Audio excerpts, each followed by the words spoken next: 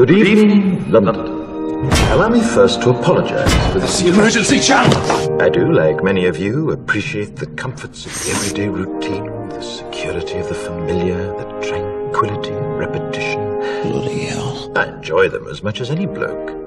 But in the spirit of commemoration, whereby those important events of the past, usually associated with someone's death or the end of some awful bloody struggle, are celebrated with a nice holiday, I thought we could mark this November the 5th, a day that is sadly no longer remembered, by taking some time out of our daily lives to sit down and have a little chat.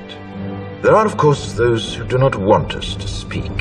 Just let me think. I suspect even now orders are being shouted into telephones and men with guns will soon be on their way. It's Chancellor Sutler. Damn it! Why? Because while the truncheon may be used in lieu of conversation, words will always retain their power. Words offer the means to meaning, and for those who will listen, the enunciation of truth. And the truth is, there is something terribly wrong with this country, isn't there? You designed it, sir. You wanted it foolproof. You told me every television in London. Cruelty and injustice, intolerance and oppression. And where once you had the freedom to object, to think and speak as you saw fit, you now have censors and systems of surveillance coercing your conformity and soliciting your submission. We need cameras. How did this happen? Who's to blame? Well, certainly there are those who are more responsible than others, and they will be held accountable. But again, truth be told, if you're looking for the guilty, you need only look into a mirror. I know why you did it. I know you were afraid. Who wouldn't be? War, terror, disease.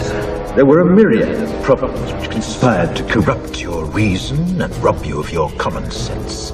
Fear got the best of you, and in your panic you turned to the now High Chancellor Adam Sutler. He promised you order, he promised you peace, and all he demanded in return was your silent, obedient consent. Inspector, you're almost through. Last night I sought to end that silence. Last night I destroyed the Old Bailey to remind this country of what it has forgotten. More than 400 years ago, a great citizen wished to embed the 5th of November forever in our memory. His hope was to remind the world that fairness, justice, and freedom are more than words. They are perspectives. So if you've seen nothing, if the crimes of this government remain unknown to you, then I would suggest that you allow the 5th of November to pass unmarked.